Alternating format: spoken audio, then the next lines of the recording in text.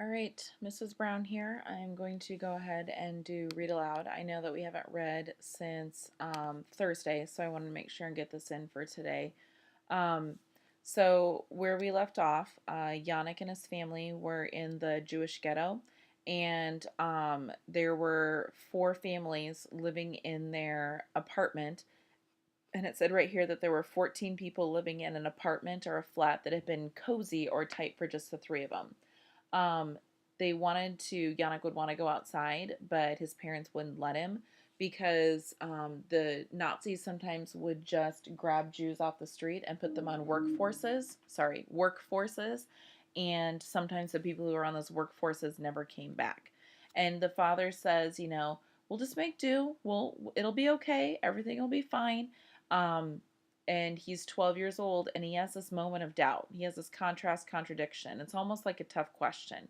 He's saying, my father keeps saying this, but I'm really starting to doubt him. I'm not sure if what he's saying is actually going to come true. All right, we're going to keep going with chapter 4. I had always thought it would be fun to have a brother or a sister. That is, until I spent a few months living in my little apartment with 5 other kids. The bickering, the fighting, the whining. You'd think that soldiers in the streets and synagogues burning and days with nothing more to eat than moldy potatoes would be more important than who got to play with the doll or who got to sleep by the window, but you'd be wrong. The nights were the worst. I pulled my pillow and blanket out into the hall whenever the Rosenblum girls were arguing, which seemed like all the time now. I had to sleep on the floor, but I didn't mind so much. I would be sleeping on the floor here or there, and at least for now, I had the whole hall to myself. If we had to take in another family, I thought bitterly, I'd probably have to share the hall too. I was sound asleep one night when a creak in the hall woke me up. In the darkness, I saw the shape of a person. "Who's there?" I asked, feeling my heart in my throat. "Shh, Yannick, it's me," my father whispered. "I'm sorry I woke you. Go back to sleep." My father had his coat on. He was going outside. "Where are you going?" I asked him. "I want to go with you." "No, it's dangerous to be out after curfew." "Then why are you going?" I was scared. I scrambled out from under my blanket. "Are you going to leave the ghetto?" Anyone caught trying to escape the ghetto was shot on sight. "No, no, go back to sleep, Yannick." "No," I wanted to help. My father had begun to look so tired lately. The work gangs and the lack of food made him look like he'd aged 10 years and 2. "I can be your eyes, to look out for guards. I want to come with you." "Shh, Yannick, you'll wake everyone else." My father sighed. "All right, but not another word. We must be silent. You understand?" I nodded and hurried to put on my coat. When I was ready, we slipped out the door and down the stairs. I had never been out this late before. The stairwell was dark and full of shadows. My heart still leaped at every little sound, even with my father there. My father led me down the stairs like we were going to the building's furnace in the basement, but instead we went out through the back door into the alley behind our building. Snow fell in big, thick flakes, muffling everything. It was so quiet you could hear the flakes hitting the snow that was already on the ground. Tick, tick, tick, tick. I followed my father through the silent alley. Our footprints left tracks in untrodden snow. I looked behind me, suddenly worried that we were leaving a trail that would be easy to follow, but the falling snow was already covering our tracks. I prayed for more of it, even though more would mean new work details for my father and other Jewish men to clean it in the morning. We had to cross at Hosvinska Street, which meant we would be out in the open. Down the block, a German soldier in a greatcoat, scarf, and hat cupped his hands to his face to light a cigarette. My father put a hand to my chest, and we flattened ourselves against the wall in the shadow of an apartment building. I watched the German soldier breathe out a long cloud of smoke. The red ember of his cigarette glowed in the darkness. Where was he from? What was his name? Did he have a family? Children like me? Did he hate Jews the way Hitler did? Had he ever killed a man? The Nazi rubbed his hands together, stomped his feet to clear the snow and cold from them, and walked around the corner, out of sight. "Now," my father whispered, and we hurried across the street, our feet crunching so loudly in the quiet night air I thought everyone on the block must hear us. I'd crossed that street 100 times, 1,000 times, but had never felt so wide, the other side so far away.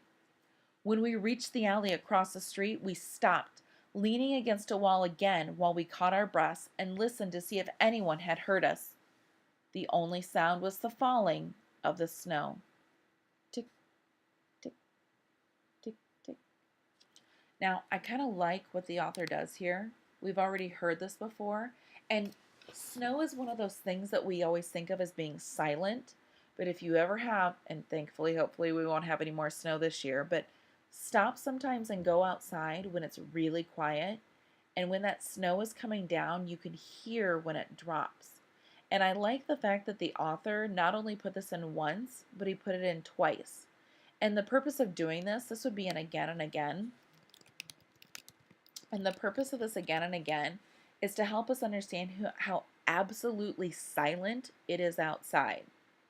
So silent they can actually hear the snow falling down. So them even walking across the snow, imagine that crunching noise that snow makes when you walk on it. Even though it's snowing out, it's dangerous for them to be out there. There's a possibility that they could be heard, not necessarily seen, but heard just by walking on the snow. Whatever they're out for, it's probably something important.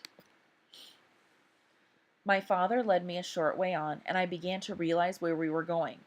Uncle Abraham's bakery. The Nazis had let him keep it to bake bread for the soldiers. As we pushed on the door to go inside, something caught. A towel was stuffed into the crack along the floor. As soon as we were inside, I understood why. Bread. The wonderful, beautiful smell of bread. The aroma alone made my stomach growl. I had learned to live with hunger, but now that my body knew that there was fresh baked bread to be had, it could barely contain itself. I shook with anticipation. Now, I want you to imagine this. So hungry that literally the smell of bread makes them start to shake. So while they're feeding them, they're giving them rations and feeding them, they're not giving them enough to actually satisfy their hunger. They're just giving them enough to keep them alive.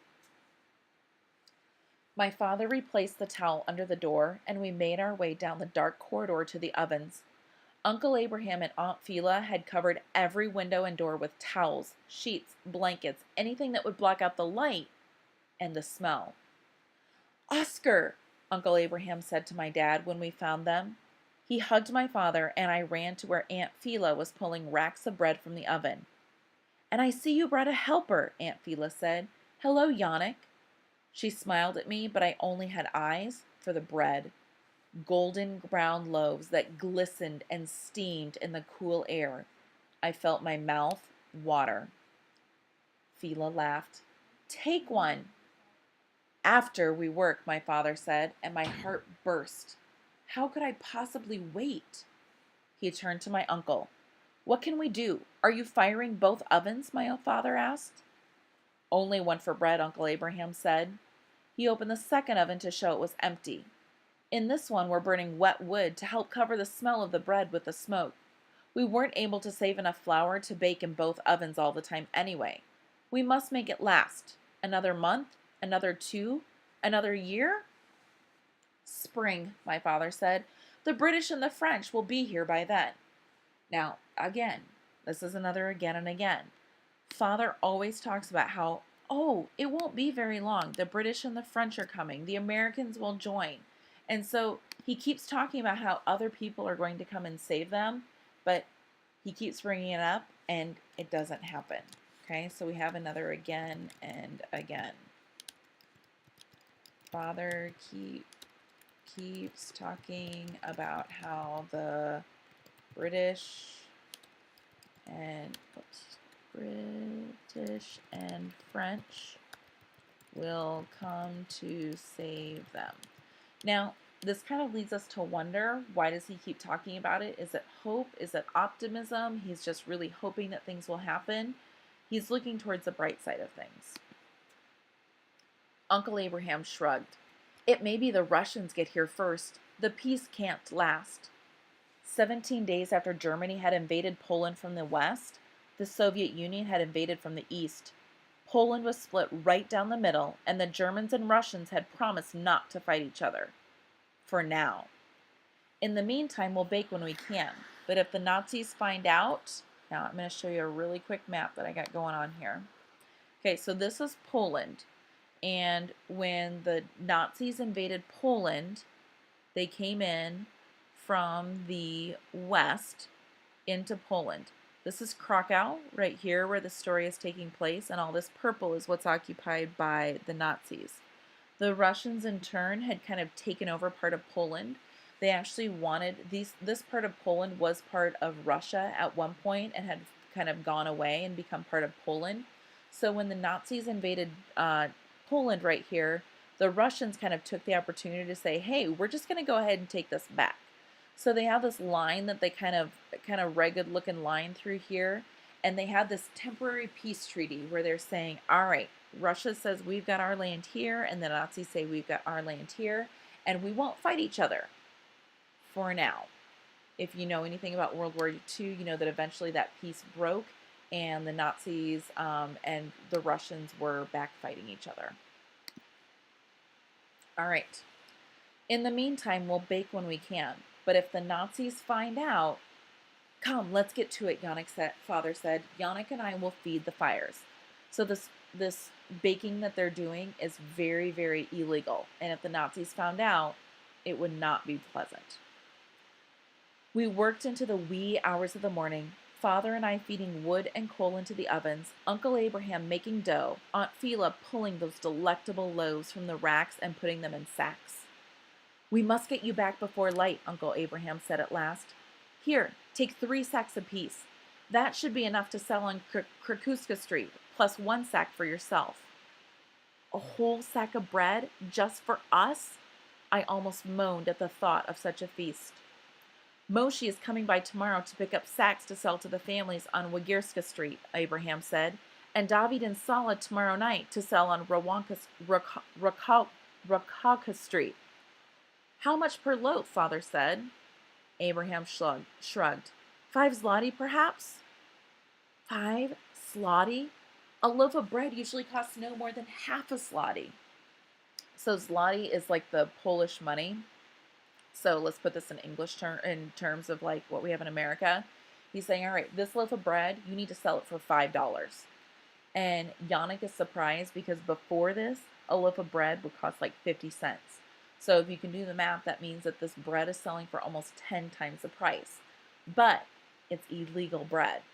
It's bread that a lot of people aren't able to get, and so they're charging this premium for it because they can. I hate to be so mercenary, that means so like hardcore and having to like so cruel about it, but the price of flour has gone up too. You can still buy flour? Father asked. There are boys who have already found holes in the walls, ways to get out. They can buy things on the other side. For a price, Aunt Phila said. These new Jews, they have more money too. They can afford it, Abraham said. Now go, before it's light. Enjoy your bread, Yannick, Aunt Phila said. She kissed my forehead, and Abraham and my father hugged each other goodbye. When we left, it was still dark outside and still snowing. There would be more patrols, and the ghetto would soon be waking. There was no time to waste. Once more, then Yannick to home, and then we shall have fresh bread for breakfast. How does that sound? Delicious, I said. Father put a hand on my shoulder and squeezed it. We just have to survive the winter, Yannick, and then everything will be better. You'll see.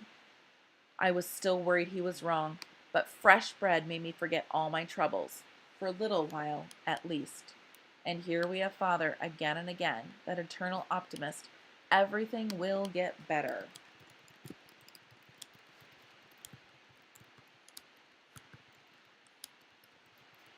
My question for you is, do you think it actually will? All right, Mrs. Brown is done. I hope you've enjoyed the read aloud. Go through, answer the question on Google Classroom, and make sure that your answer goes in where your answer needs to be and not in the comments. Thank you so much. Make sure you're behaving yourselves.